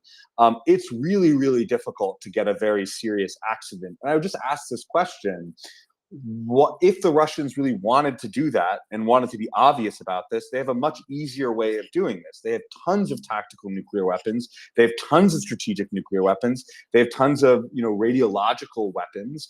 I think that would be a much easier way to do this. I think what the Russians are doing, and they are not, this is not a hypothetical, they are doing this, and that's why we're all on this Twitter space. They're creating an information war here. This is an information war. The idea that somehow all of Europe is, you know, there's a sword of Damocles over all of Europe, and the Russians only have the key. And they're playing on this both strategically in the Ukraine war, and they're doing it pretty successfully. And the media, unfortunately, I think is an unwilling accomplice, or maybe a willing in some cases, but generally an unwilling accomplice to this. I also think that, as Mark just pointed out, we are seeing geostrategic implications of the fear of Zaporizhzhia affecting the energy policy of Europe and the rest of the world. And that has real geostrategic advantages to Russia. But I'm just going to say here, it's really, really difficult to make a very severe accident out of this. I mean, you could blow the plant up, hypothetically, and that would take a huge amount of explosives to do, just because these plants are so robustly constructed, especially this particular design. I would ask the question, why would you do that if you have access to thousands and thousands of strategic nuclear weapons or radiologic dispersal devices? In order to taint, as Mark said, nuclear energy in Europe, this is what they do. It's a multi-purpose approach, and the military sees it that way already as a consequence. Because, as you quite rightly said, James, and I think Eugene has highlighted this before, it requires a sustained, intentional effort to blow up any relevant portion of the containment area, and therefore create something which could have an impact. But please, Eugene, you had something to add to this? Yeah, maybe just one comment. One, basically agreeing with Mark that the biggest damage has already been done. So from the main effect of any nuclear accident is actually loss of electricity, which so that malice has been already that damage has already been done for a long time. So the reactor or the power plant is not operating for a long time. So this lack of electricity can be translated to a lot of misery. So if that was the intent, that has been achieved, and there is no need for more. I think that the main card here is the distance between actual and perceived risk. So it's only the whole issue of the power plant is on the table because people think it's so dangerous that it will be apocalyptic. And again, this is our job to be on the radio in forums like this to explain the actual dangers so that the response is proportionate. In another thought, so the last point is that it's, at least to me, it's surprisingly difficult to disperse radioactive material intentionally. So nuclear accidents work not because we tried hard, but because some radioisotopes are naturally volatile, like cesium and iodine. And enough said about these two. They pose a threat, but it's either already we passed the dangerous period, or the effects are much less than we think, essentially. So the best dispersion device for radioactivity is a nuclear weapon. But again, we're entering a completely different game if nuclear weapons are at play. So they'll be much more straightforward and an easier way to achieve the same goal, namely contamination of large areas. So at the moment, with the existing plant condition and history, it's almost inconceivable to imagine a situation where a large amount of radioactivity is dispersed over large territories, so much so that it will pose any danger to a large population of people. Very well said. But the fear mongering obviously continues because that is what really matters to them at this point in time. Exactly, and this is being weaponized. 100%. Let me go to someone who is also has spent a lot of time in his life strategizing these matters. Bloke Victoire. Hi, thank you. I'm so grateful to our experts for being here. I'm following you all and really, really appreciate this discussion. So I just wanted to do a few sentence summary for dummies like myself to make sure I don't butcher it. So we are looking at a scenario where all the reactors are, well, save one, are in a cold shutdown state. All of the reactors, including the spent fuel pools, are in a containment building, and they can all be cooled via passive means for up to 7 days. Meaning, even an hour ago, I read that they're on backup power. Even where all the power to fail, the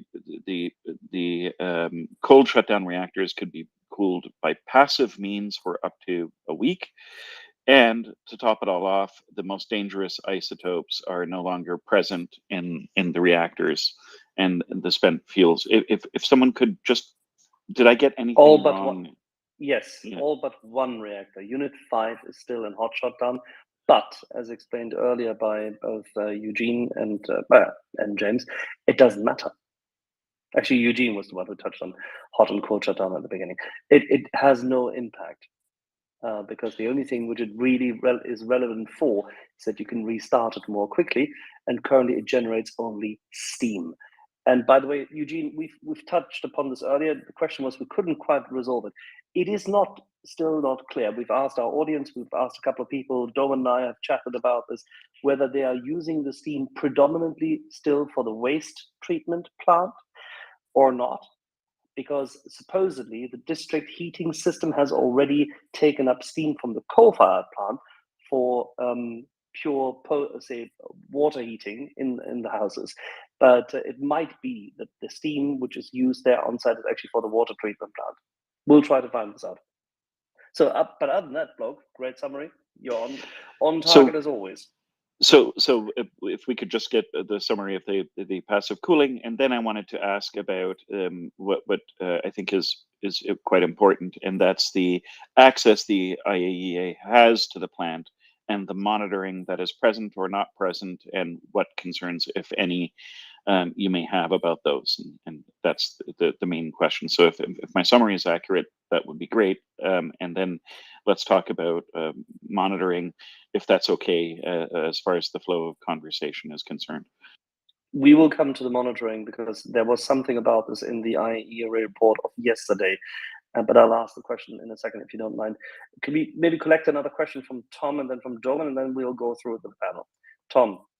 Yeah, thanks, Axel. Hi, guys. I was fortunate enough to speak to Mark and Eugene last summer, who were really helpful. And then I put together a thread on what the potential risks might be. So for those of you that haven't met me, I work as a clinical psychologist, and I completed a first year of the physics degree. So whilst my physics is at an undergraduate level, what I do know a bit about is anxiety and fear.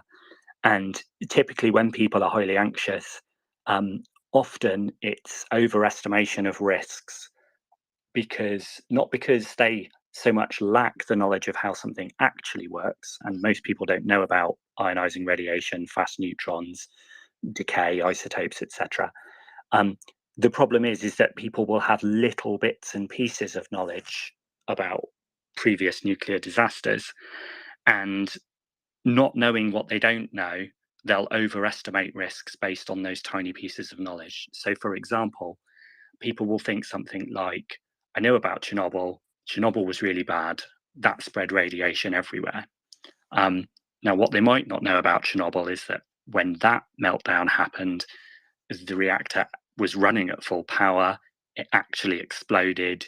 It blew the top of the containment off and the top of the reactor building off. And then the fire burned for, I think, at least a couple of days. And that spread radiation, including, cesium, iodine, etc.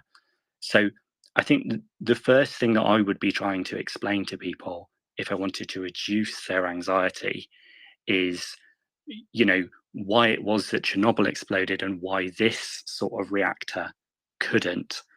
You've already talked about cold shutdown and cooling. I wonder if maybe James or somebody could offer a bit more on that.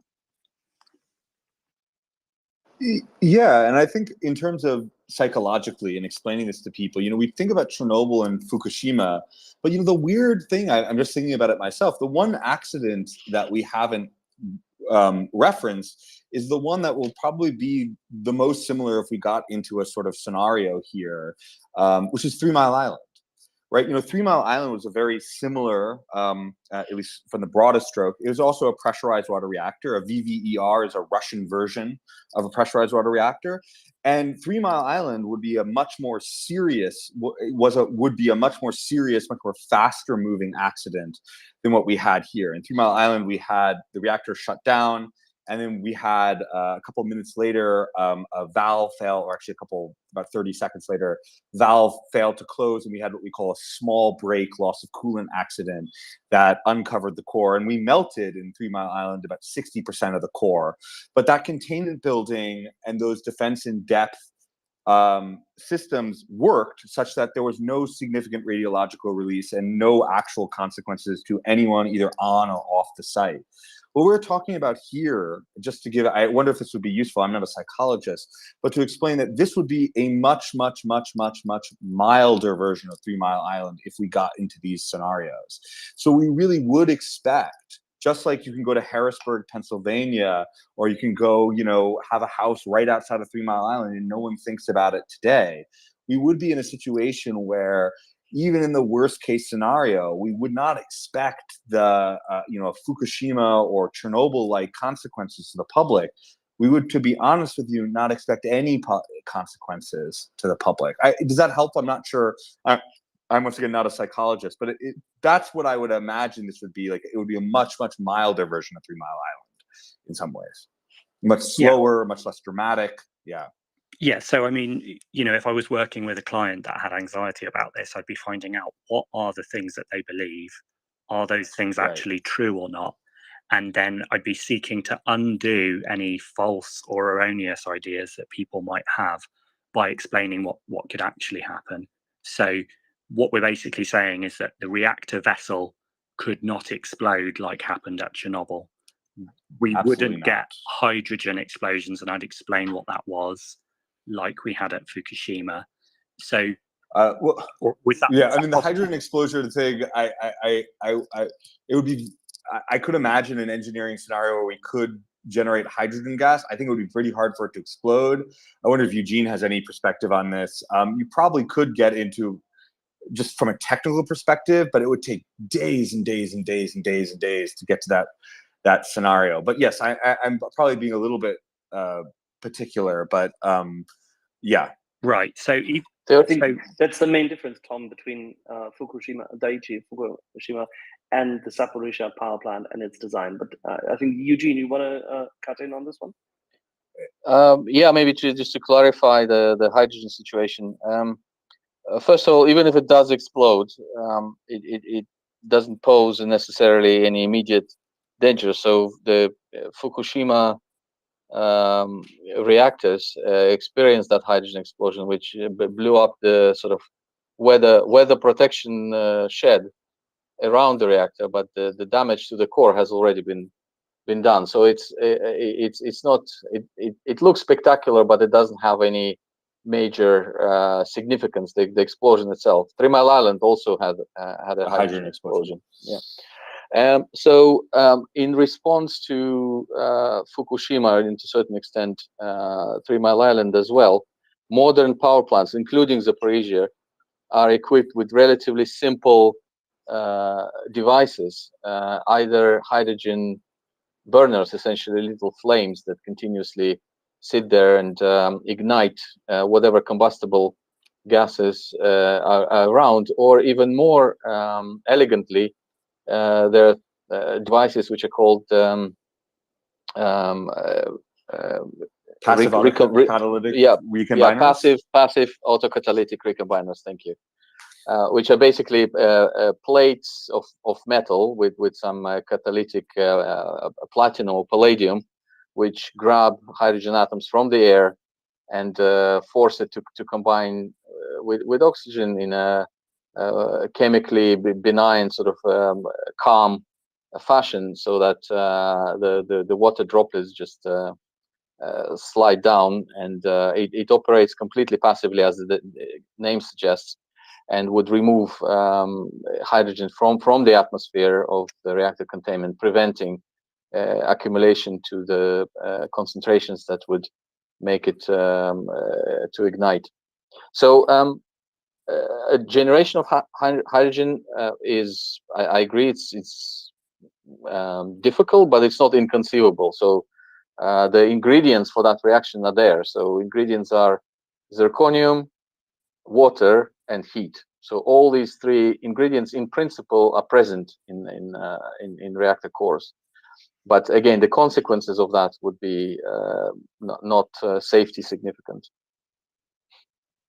Excellent point. Thank you for that. If you don't mind, I would, DJ, do you want to add to this?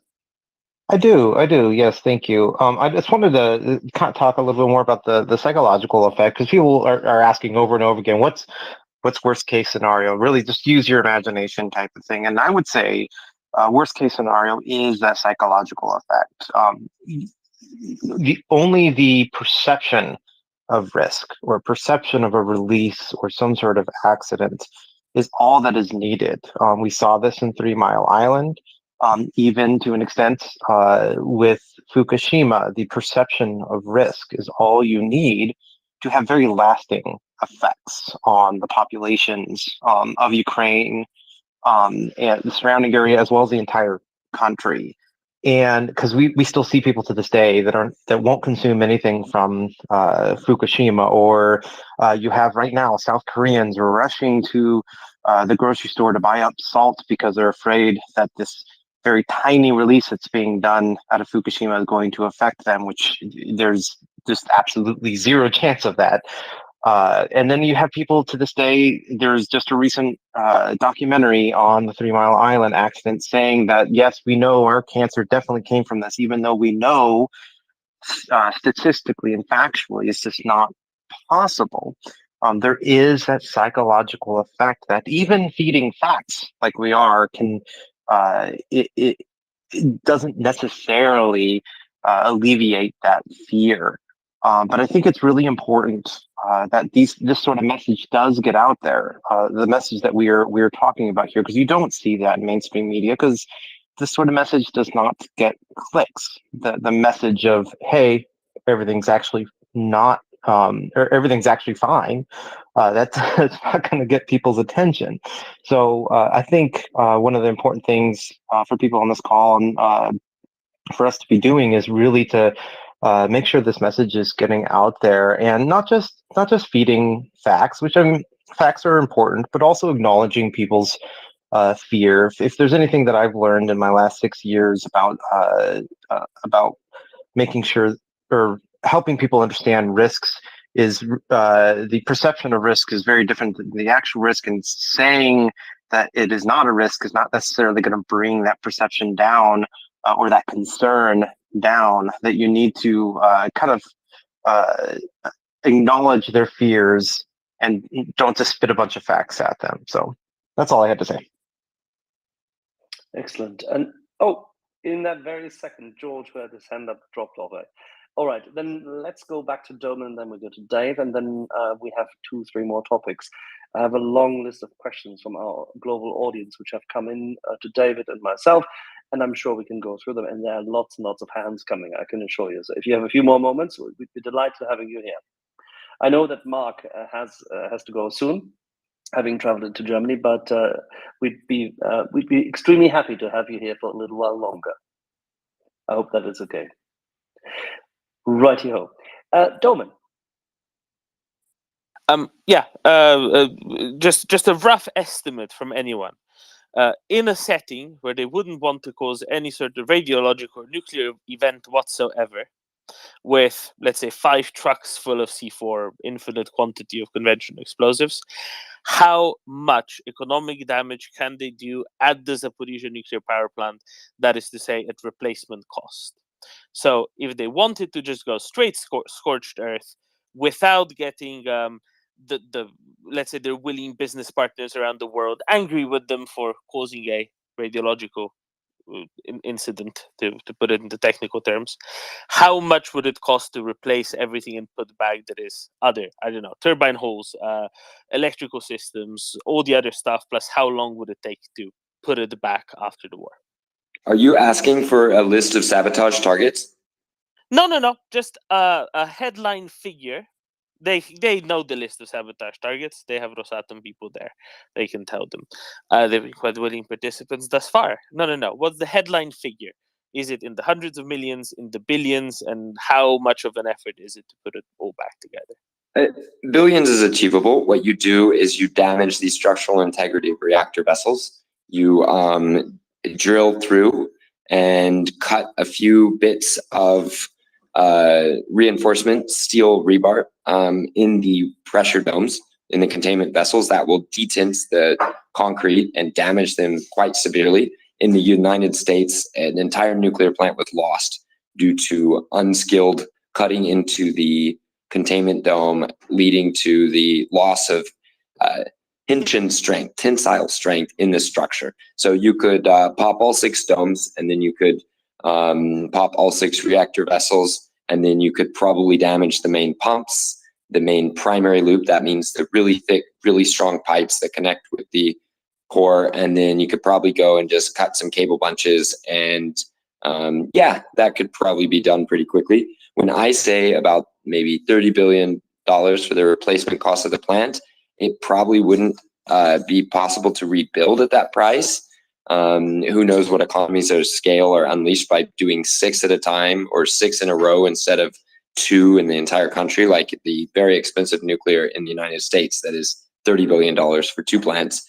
But with the grid interconnection still there, with a lot of the massive structures like the cooling ponds still there, with the foundation still there, with a lot of equipment and a very large amount of know-how still there, you'd still be left with something that makes it a little better than a greenfield site. But yeah, that's the way you could damage expensive equipment quickly. You could also damage the turbines themselves. And that would take, let's just say, 5 to 8 years and low billions to maybe up to 10 billion. And Eugene and James, very free to correct these numbers if you think that is inaccurate. Yeah, No, I think Eugene, that's James. What do you yeah. say? Please. Oh no, Eugene, go first, please. I don't want to speculate. I think if you want to guarantee that the power plant is unrepairable, then you come up with some contamination scenario. So it will be insignificant to human lives, but you can spread radioactive material around sufficiently so that it becomes cheaper to build, including foundations and grid connections, so rebuild it somewhere else. The power plant. So one of the facts that I learned from sort of looking up the Zaporizhia plant, which is quite unique. The first 5 units came online within 5 years, which is quite remarkable in today's terms, where at least in Western world, where we're struggling with the pace of deployment of nuclear power. But it could be different. So 5 gigawatts in 5 years is very, very impressive track record. If you can repeat that'll be great.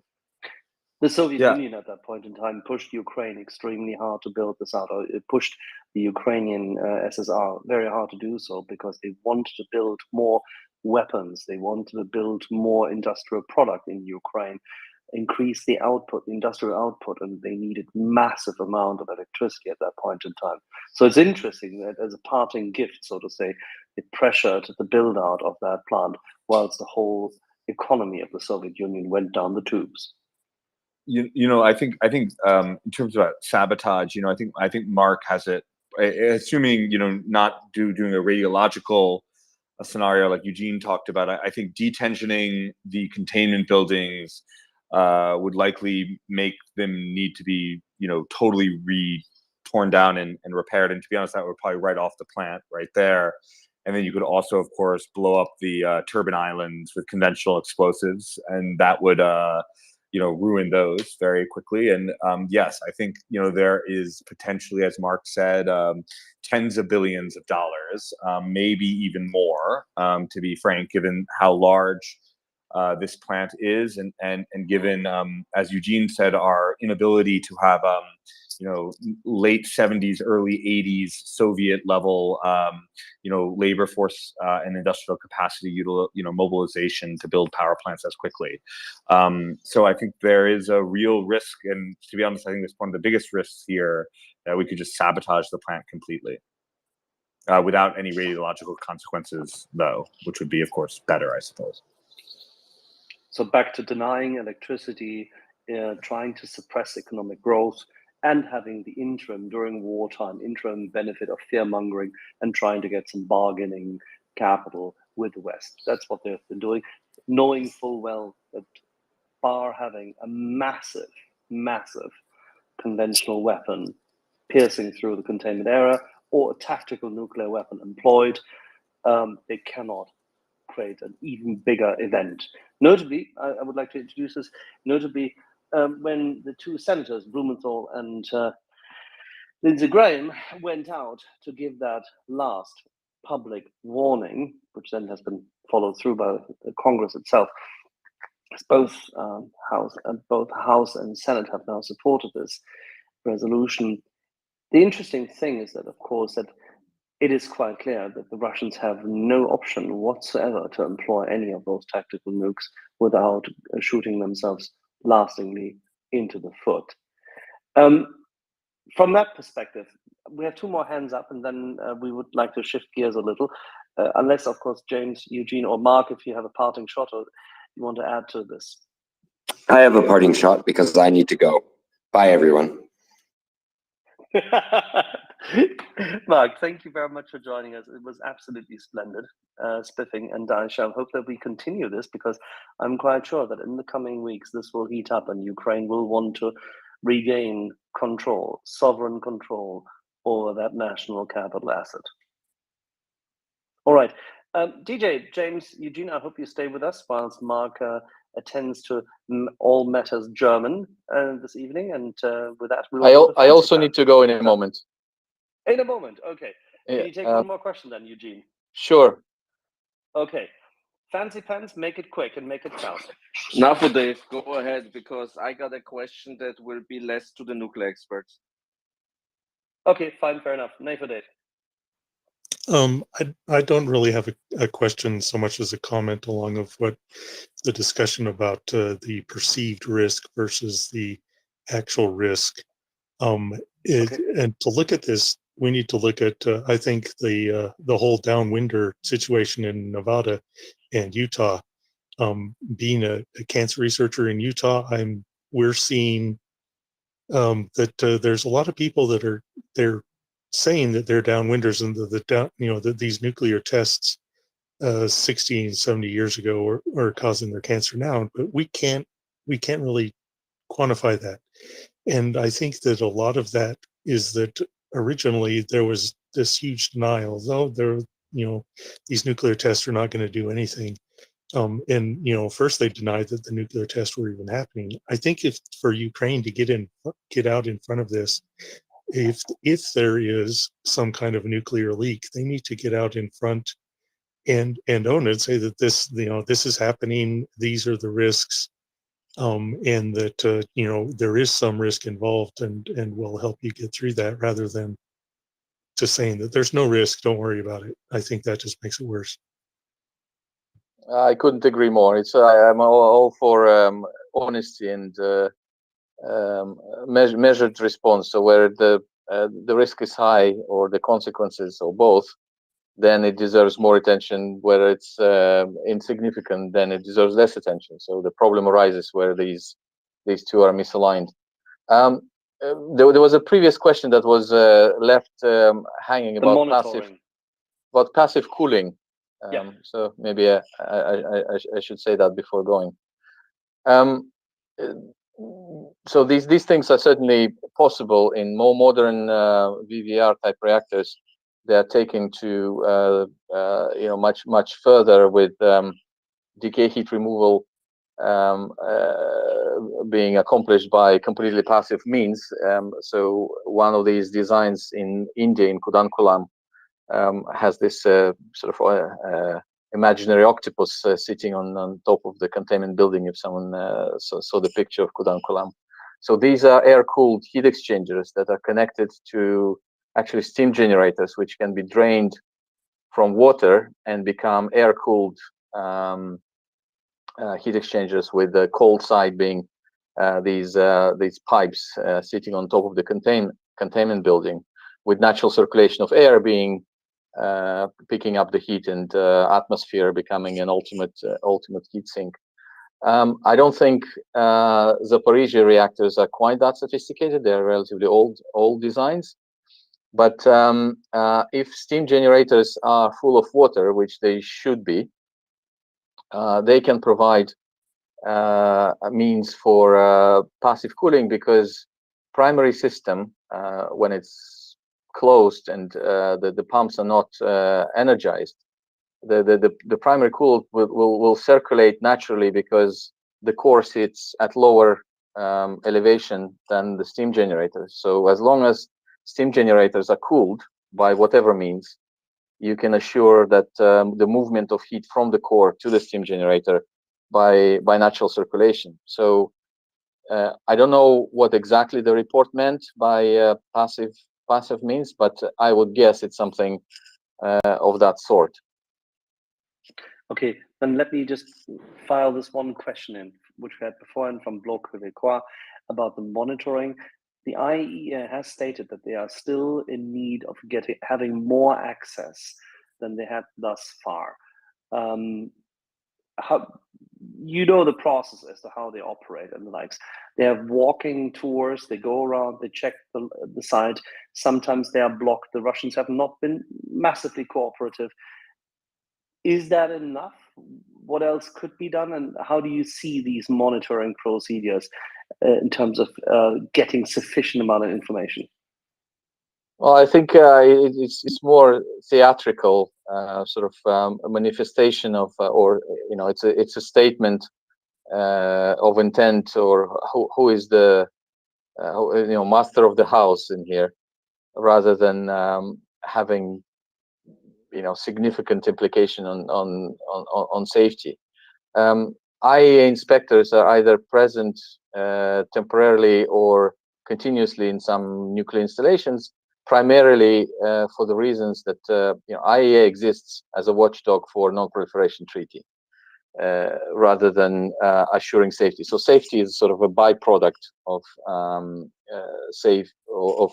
peaceful uses of nuclear power. So non-proliferation treaty is there to assure that there is no spread of nuclear weapons in return, in cases like Ukraine, for peaceful uses. So these two are kind of go together. But the primary budget of IAEA is spent on inspectors going around making sure that there is no diversion of fissile material or misuse of nuclear installations for producing fissile material for weapons. So I don't know, hiding or not giving access to IAEA staff to various places in the plant, my guess would be it just sounds spectacular on in the media, so it can be misinterpreted so that again the fear of something is greater than the actual. So it's a way of achieving the scare by cheaply, essentially. So that's what the intention is, I think. Yeah, and propaganda, as always, has to be cheap enough to be handy. Yeah. Otherwise, what's the point, right? Eugene, thank you so much for sharing your time and your experience. It's a pleasure. Please do send me questions. I'll do my best to answer them. We will, and I'm quite sure that the topic of Zaporizhzhia nuclear power plant will remain in the media in the coming days and weeks. We may have to reconvene here if you all have the time. I will do my best to be around. You are a star. Thank you so much. Yeah. Sincerely, thank you. Thank you, everyone. Okay, everybody, give a big hand to Eugene Schwager-Rouse from one of the two universities, as yes, Prime Minister once highlighted. Is that not Hull then? Not that's Blackhead. That's Blackhead. You're too kind. Thank you. Thank you, everyone. Kind, Eugene. Thank you. Okay. Bye, everyone. All right. James, you had your hand up just now. You wanted to add something. Yeah, no, I just said I also unfortunately have to go as well. But it was a pleasure joining you all, and thank you for this opportunity. Well, Connect, I've followed you. Please follow us back, and we'll have to talk with our friend Mark together, I presume, because there will be more discussions coming in be it the next week or the next 2 or 3 weeks, as Ukraine tries to take back its power plant by hook or by crook. Fantastic. Thank you. Well, not fantastic, but you know what I mean. Yeah, I know. I get it. Yeah. Much appreciated, James. Thank you. Bye. DJ, are you also dropping off, or do you have a moment left for the questions from the audience? I think I could take a moment. I'm hoping I'm not going to be the only one left on here for that long. Don't worry. We've had Mark here once. Mark and I, when we had a segment, this is last year, I don't know when this was. Was it the first night of when they took the Zaporizhzhia nuclear power plant? He joined us all here, and then he stayed for hours and hours and hours, and then he came back day after. And I think we stayed all in total 5.5 hours. So because people were so incensed, and also obviously there was lots and lots of fear mongering and whatnot, just had to be dissected. And Mark